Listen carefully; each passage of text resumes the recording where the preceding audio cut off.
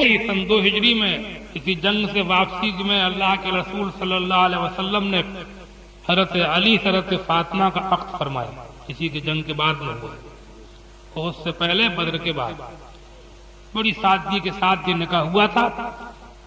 حضرت مولا علی مشکل کشا حضور ہی کی پرورش میں رہتے تھے، آپ ہی کے ساتھ رہتے تھے، اور نکاح کے بعد میں ایک الگ مکان رہنے کے لیے دیا گیا جس میں حضور کبھی کبھی تشریف بھی لاتے تھے. حضرت فاطمہ حضرت علی کے رہنے کے عرب میں اب بھی یہ دستور ہے، لڑکا جوان ہوتا ہے کہ شادی کرتے ہیں تو اسے الگ رہنے کے لیے مکان کا انتظام کرتے ہیں.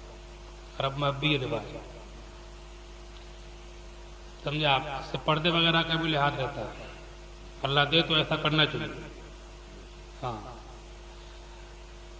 حضرت علی سے حضرت فاطمہ کا نکاح ہوا بڑی سادگی کے ساتھ. اللہ کے رسول کی بیٹی لخت جگر مصطفیٰ بڑی سادگی کے ساتھ رخصت ہوئی، اور یہی وہ نکاح ہے کہ جس کی برکتیں تمام دنیا میں آج تک موجود ہیں، جو رحمت برس بن کر کے آج تک عالم پہ برس رہا ہے.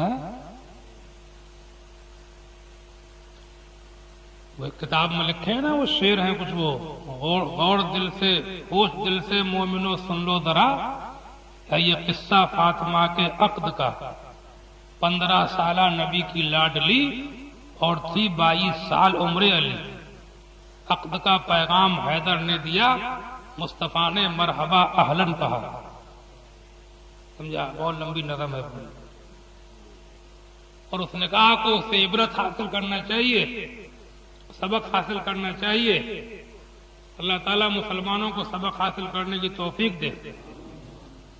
سن 2 ہجری کے بعد سن 2 ہجری میں جنگ بدر کے بعد یہ نکاح کیا گیا، اور اس کے بعد 1 سال کے بعد پھر احد کی لڑائی ہوئی. احد پہاڑ کے قریب، اس میں ابتداءً مسلمانوں کو کامیابی ہوئی، اور عقید میں کچھ نقصان بھی ہوا، لیکن معاملہ بین بین رہا بیچ بیچ کا. پھر ہجرت کے 5ویں سال جنگ خندق ہوئی. تمام عرب نے مل کر کے مدینے کو گھیر لیا. تمام عرب کے دشمن قبیلے، مکے سے قریش بھی تھے، یہودی بھی تھے، عیسائیوں کی بھی سازشیں شامل تھیں. اندر سے مدینے کے یہودی مدد کر رہے تھے، منافقین جاسوسیاں کر رہے تھے. پورے عرب نے مل کر کے مدینہ گھیر لیا تھا. اسلام بڑی مشکلوں سے نکل کے آیا ہے، بڑا خطرناک منظر تھا. شہر کے چاروں طرف کجے پڑی ہوئی تھی، پورا عرب امٹ کے آ گیا.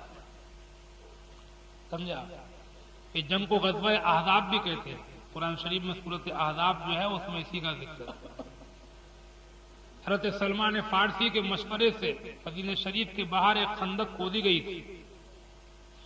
کنارے کنارے خندق کھودی گئی تھی. کڑاکے کی سردی کی راتیں تھیں. اللہ کے رسول خود بھی تشریف فرما رہتے تھے. رات رات بھر کدالیں چلتی تھیں، پھاوڑے چلتے تھے. پیٹ سے پتھر باندھنے کی روایتیں اسی موقع کی.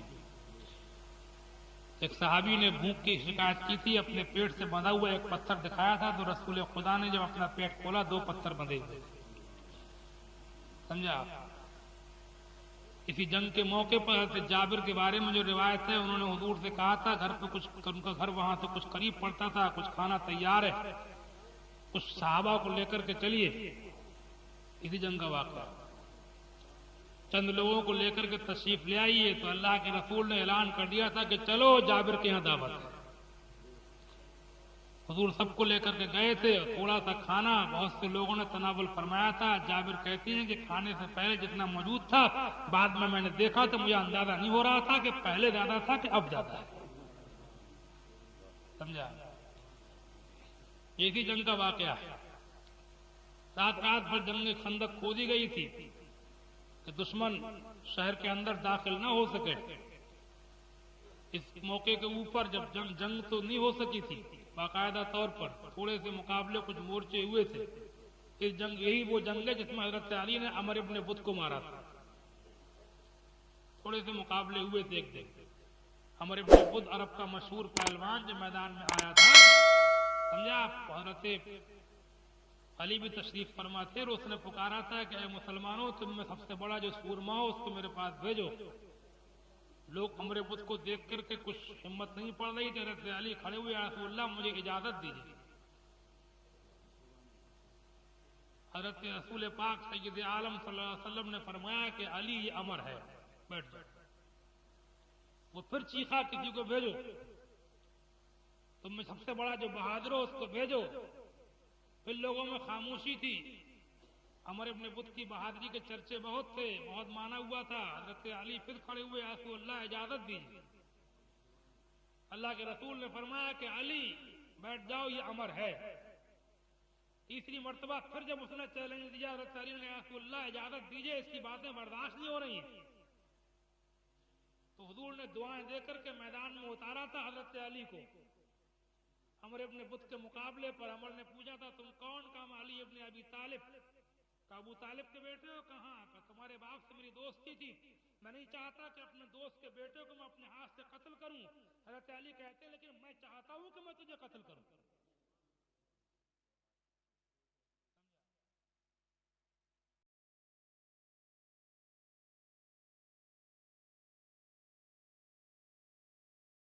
مسلسل کئی حملے کیے تھے، حضرت علی نے اس کے حملوں کو ناکام کر کے اس کے سر میں ایسی تلوار ماری تھی کہ خود کو، لوہے کے خود کو، سر کو چیرتی ہوئی سینے تک آ گئی۔ سمجھا؟ اور خندق کا میدان گواہی دے رہا تھا کہ واقعی بہادروں کے سردار حضرت علی۔ جنگ نہیں ہوئی ہو پائی تھی۔ دوسری رات میں اللہ تعالیٰ نے ایسی آندھی بارش بھیجی، سمجھے آپ، کہ ان کے تمبو تانے اکھڑ گئے، ان کے اونٹ سب بھاگ پڑے۔ کڑاکے کی سردی اور آندھی اور بارش، چراغ بجھ گئے، روشنیاں سب ختم ہو گئیں، اونٹ بھاگ پڑے، خیمے سب کھل گئے، برے حالوں بھاگے، ایک کو ایک کا ہوش نہیں تھا، کسی کو کسی کا پتہ نہیں تھا، سمجھا، برے حال بھاگے تھے۔ اللہ تعالیٰ نے رسول پاک کے شہر کی عزت کو محفوظ رکھا،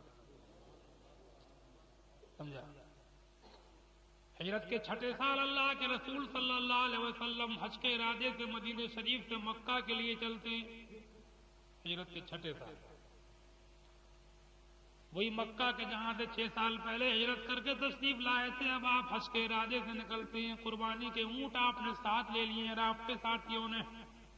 مکے میں خبر ہوئی ہے کہ محمد اپنے ساتھیوں کو لے کے حج کرنے کو آ رہے ہیں، تو ان کی میٹنگیں شروع ہو گئیں کہ ہمارے بڑے بڑے سورما اگرچہ مارے جا چکے ہیں، ہماری کمریں ٹوٹ چکی ہیں، ہماری طاقتیں چکناچور ہو چکی ہیں، مگر ہم اب بھی ان کو کھلے عام حج نہیں کرنے دیں گے، ہم سے دیکھا نہیں جائے گا۔ یہ ابھی چند سالوں پہلے یہاں چھپ چھپ کے رہتے تھے، ہماری گالیاں کھاتے تھے، ہماری ماریں سہتے تھے، اب وہ لوگ یہاں کھلے عام حج کریں گے، ہم سے دیکھا نہیں جائے گا، ہم ان سے لڑیں گے، ان کا مقابلہ کریں گے، انہیں حج نہیں کرنے دیں گے۔ حضور کو جب پتہ چلا تو آپ حدیبیہ کے میدان میں ٹھہر گئے۔ حدیبیہ کے میدان میں آپ نے قیام کیا، لوگوں کو بات چیت کرنے کو بھیجا، حضرت عثمان غنی کو بات چیت کے لیے آپ نے روانہ کیا۔ حضرت عثمان غنی گئے، ان کا خاندان مکے میں بہت بڑا خاندان تھا، ان کو بھیجا تھا بات چیت کے لیے۔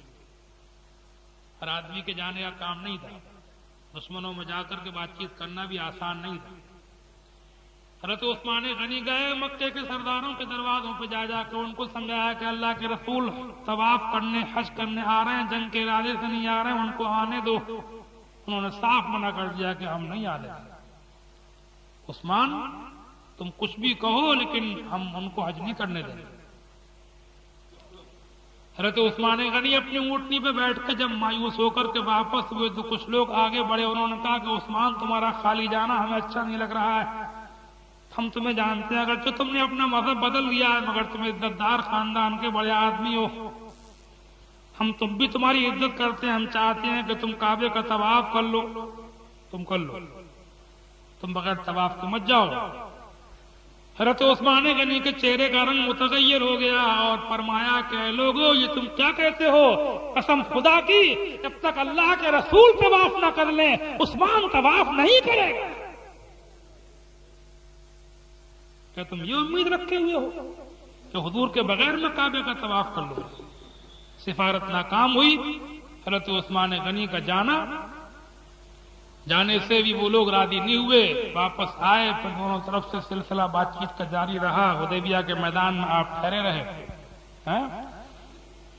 اور بات چیت ہوئی، صلح نامہ لکھا گیا۔ صلح نامے کی شرطیں جو تھی ان میں کیا شرط تھی؟ پہلی شرط یہ لکھی گئی کہ اس سال مسلمان بغیر حج کرے واپس چلے جائیں گے، دوسرے سال آئیں گے لیکن بغیر ہتھیار کے مکے میں داخل ہوں گے۔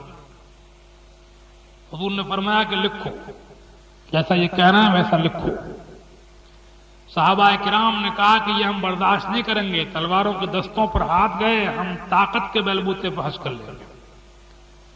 اے اللہ کے رسول، ہم انہیں دیکھ چکے ہیں، ہم انہیں ناپ چکے ہیں، ہم بدر و احد اور خندق کے میدانوں میں ان کی طاقت دیکھ چکے ہیں، ہمیں اب ان کا کوئی ڈر نہیں ہے، ان کی طاقت کا ہم پر کوئی روب نہیں ہے، ہم تلوار کے بلبوتے پر حج کر لیں گے، یہ شرط ہمیں منظور نہیں۔ کہ اللہ کے رسول مسکرا کے فرماتے ہیں کہ جیسا یہ کہہ رہے ہیں ویسا ہی لکھ دو، اے لوگوں جو میں جانتا ہوں وہ تم نہیں جانتے ہو۔ خاموش ہو، محبت بھی بہت کرتے ہیں۔ کہا اور بولو کیا شرط ہے تمہاری؟ کہا دوسری شرط یہ ہے کہ اگر ہمارا آدمی کوئی مسلمان ہو کر تمہارے پاس پہنچ گیا تو اس کو تمہیں واپس کرنا پڑے گا، اور تمہارا آدمی کوئی ہمارے پاس آ گیا تو ہم واپس نہیں کریں گے۔ سب الٹی باتیں تھی ایک دم۔ یہ جو بات آئی، اب تو صحابہ کرام کے ساتھ تلوار کے دستوں پر ہاتھ دانت کٹکھٹا رہے تھے غصے سے، جلال میں یا رسول اللہ یہ کیا ہو رہا ہے؟ حضور فرماتے ہیں جیسے یہ کہہ رہا ہے لکھو۔ حضرت عمر کا تو عجیب حال تھا، وہاں سے ہٹ گئے، چلے گئے وہاں سے، ان سے سنی نہیں جا رہی تھی یہ بات، سمجھا؟ یہ شرط بھی لکھی گئی، سمجھا آپ؟ اس قسم کی شرطوں کے اوپر صلح ہوئی، اور اخیر میں ایک شوشہ انہوں نے اور چھوڑ دیا مشرکین کے نمائندے نے۔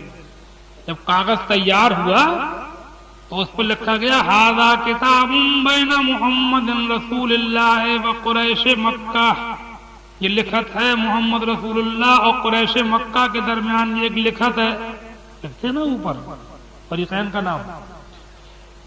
جب یہ لکھا گیا تو وہ شخص جو آیا تھا بات چیت کرنے، معاہدہ لکھوانے، وہ کہنے لگا کہ رسول اللہ مٹاؤ، ابن عبداللہ لکھو،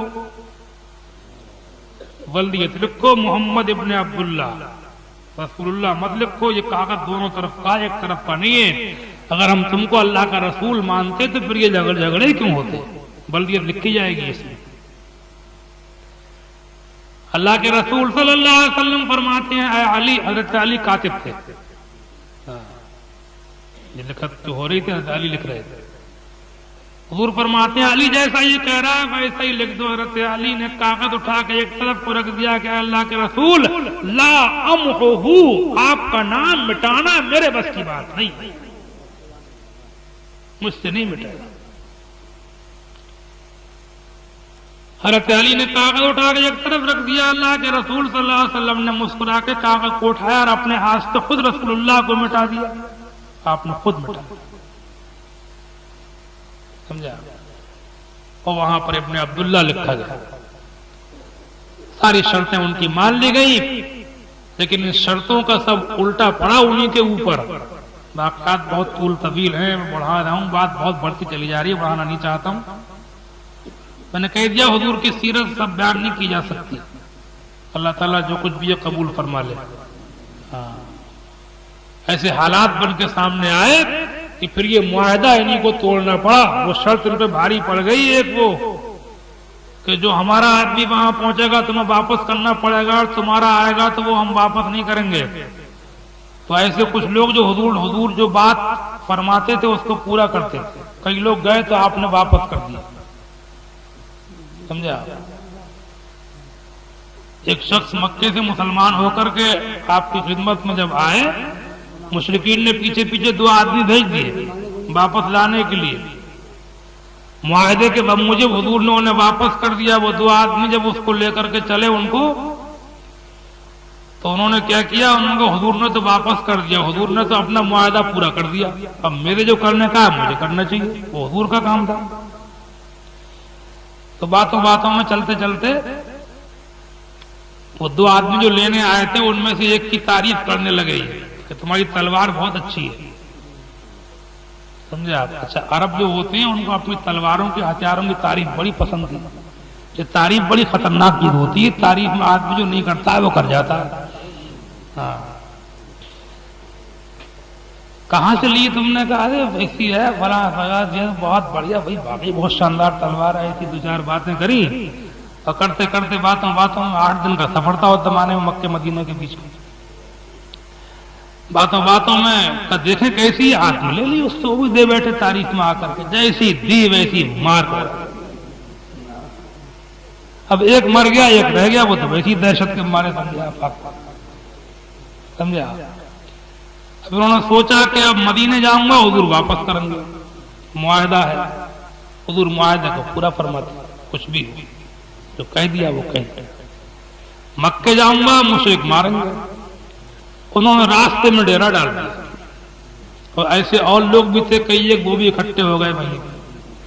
پھر مکے سے جو قافلہ گزرتا تھا، جو جماعت نکل کے تجارت جاتی تھی، ان کو مارنا کاٹنا لوٹنا شروع کر دیا۔ کئی قافلے جب کٹے اور پہاڑیوں میں جب بہت سے ان کے لوگ مارے گئے تو خود ہی خبر بھیجنا پڑی کہ ان کو آپ ہی بلا لیجئے، سمجھے آپ؟ ہاں، معاہدے ٹوٹ گئے۔ پھر اللہ کے رسول صلی اللہ علیہ وسلم سن 7 ہجری میں فاتحانہ شان سے مکے میں داخل ہوئے۔ سن 7 ہجری میں مکہ فتح ہوا، جھنڈا گاڑا گیا،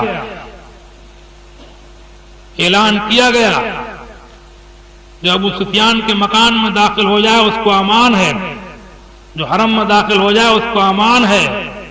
اللہ کے رسول نے خانہ کعبہ سے اپنے بتوں کو خود اپنی کمان سے، اپنی چھڑی سے بتوں کو گرایا، اپنے ہاتھوں سے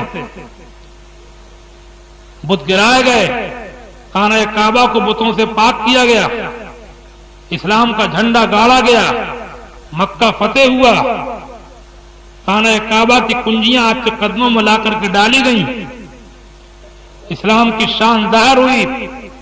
اور اس موقع کے اوپر آج وہ دن تھا کہ قریش کے بڑے بڑے لوگ بھی کلمہ پڑھ کے مسلمان بن رہے تھے، اور جب اللہ کے رسول خانہ کعبہ کو بتوں سے پاک کر کے 2 رکعت شکرانے کی نماز پڑھ کے جب خانہ کعبہ سے باہر نکلے، ایک جماعت باہر کھڑی ہوئی تھی۔ آپ نے پوچھا کہ تم کون لوگ، کیسے کھڑے ہو؟ انہوں نے کہا کہ ہم وہی لوگ ہیں بچے کچے کہ جنہوں نے آپ یہاں رہتے تھے تو آپ کا جینا مشکل کر دیا تھا، آپ مکہ چلے گئے تو آپ سے لڑنے کو فوجیں بنا کر کے وہیں پہنچتے تھے۔ کہا اچھا تم لوگوں کو مجھ سے کیا امید ہے؟ کہا کہ ہمیں آپ سے خیر کی امید ہے، آپ شریف ابن شریف ہیں۔ اللہ کے رسول نے فرمایا کہ اے لوگو لا تثریب علیکم اليوم وانتم الطلقاء، اے لوگو آج کے دن تمہارے اوپر کوئی مواخذہ کوئی پکڑ نہیں ہے، جاؤ تم سب کے سب آزاد ہو۔ ادھر سے آواز آئی وہ آزاد کرنے والے تو نے تو ہمیں آزاد کر دیا، ہم ایسے آزاد ہیں کہ آج سے ہم تیرے غلام ہیں، کلمہ پڑھ پڑھ کے سب مسلمان بن گئے۔ ادھر فوجیں کی فوجیں، خاندان کے خاندان مسلمان ہو رہے تھے، ادھر اللہ کے رسول صلی اللہ علیہ وسلم پر قرآن کی آیت نازل ہو رہی تھی، اذا جاء نصر اللہ والفتح فرأيت الناس يدخلون في دين الله افواجا فسبح بحمد ربك واستغفره انه كان توابا۔ اے محبوب جب اللہ کی مدد آئی اور تم نے دیکھا، رأیت الناس، تم نے لوگوں کو دیکھا، یدخلون فی دین اللہ افواجا، کہ اللہ کے دین میں فوج در فوج داخل ہو رہے ہیں۔ کبھی وہ مکہ تھا جہاں ایک بھی مسلمان بن جاتا تھا تو قرآن مچ جاتے تھے، لوگ گھروں سے نکل پڑتے تھے، شور مچ جاتے تھے، مارو پیٹو گھیرو کی آواز آتی تھی۔ آج اسی مکے میں فوج در فوج لوگ کلمہ پڑھ رہے ہیں، یدخلون فی دین اللہ افواجا، گروہ کے گروہ دین میں داخل ہو رہے ہیں۔ فسبح بحمد ربک، تو اے محبوب اپنے رب کی تسبیح بولیے، اس کی پاکی بیان کیجئے، واستغفروا، اس سے استغفار کیجئے، انہ کان توابا، بے شک وہ پروردگار توبہ قبول فرمانے والا ہے، رحم فرمانے والا ہے، توبہ قبول فرمانے والا ہے۔ سب لوگ پڑھ لو سبحان اللہ وبحمدہ، سبحان اللہ العظیم، استغفر اللہ ربی من کل ذنب واتوب الیہ۔ بہرحال مکہ فتح ہو گیا، اسلام کا جھنڈا گڑ گیا، اور اس کے بعد سن 10 ہجری میں اللہ کے رسول نے آخری حج کیا۔ اس کے بعد میں آپ خود تشریف نہیں لایا، حضرت ابوبکر کو آپ نے امیر حج بنا کے بھیجا، حضرت علی کو پیچھے سے سورہ توبہ لے کے بھیجا عرفات کے میدان میں پڑھنے کے لیے. سورہ توبہ کی تلاوت کی گئی، برات من اللہ. اور سن 10 ہجری میں آپ نے خود حج کیا، جس کو حجۃ الوداع کہتے ہیں، آخری حج. اس موقع پر آپ نے مدینہ شریف سے تمام عرب میں اعلان کرا دیا تھا کہ حضور حج کو جا رہے ہیں، بہت سے عرب کے لوگ آپ کے ساتھ حج کے لیے چلے. حضرت علی خیبر میں تھے، آپ نے خبر بھیجی کہ وہ اونٹ لے کر کے آئیں. حضرت علی قربانی کے لیے اونٹوں کو لے کر کے خیبر سے روانہ ہوئے. ذو الحلیفہ جو مدینہ شریف سے نکلتے ہیں، حضور نے وہاں احرام باندھا تھا، حضرت علی نے بھی وہیں سے احرام باندھا تھا، پیچھے سے گئے تھے اونٹ لے کر. تو اس کا نام آبار علی بھی ہے، ہاں اس جگہ کا نام. حضرت علی پیچھے سے اونٹ لے کر گئے. آخری حج آپ نے ادا کیا. حجۃ الوداع کے موقع پر جب عرفات کے میدان میں آپ نے خطبہ دیا تو وہی مکہ کے جہاں پر کبھی ایک بھی مسلمان بنتا تو قرآن مچ جاتے تھے، آج اسی مکے میں آخری حج کے موقع پر عرفات کے میدان میں 9 ذی الحجہ کو ایک ٹیلے پر کھڑے ہو کر کے جب اللہ کے رسول خطبہ دے رہے تھے تو 1 لاکھ سے زیادہ لوگ آپ کا خطبہ سننے کو بے چین تھے. دن بدل گئے تھے، تاریخ اپنے دن دہرا چکی تھی، انقلاب آ چکا تھا. اللہ کے رسول نے خطبہ دیا تھا، اے لوگوں، آج کے بعد خطہ عرب میں خدا کے علاوہ کسی کی پرستش نہیں ہوگی. زمانہ جاہلیت کی تمام رسموں کو میں نے اپنے قدموں سے رون دیا. آج کے بعد ننگے ہو کر کوئی کعبے کا طواف نہیں کرے گا. اے لوگوں، اس طریقے سے یہ مہینہ حرمت والا ہے، یہ دن حرمت والا ہے، یہ شہر حرمت والا ہے، تمہارے خود میں نے ایک دوسرے کے اوپر حرام فرما دیے ہیں. اے لوگوں، زمانہ جاہلیت کے تمام سودی قرضوں کو میں نے ختم کر دیا.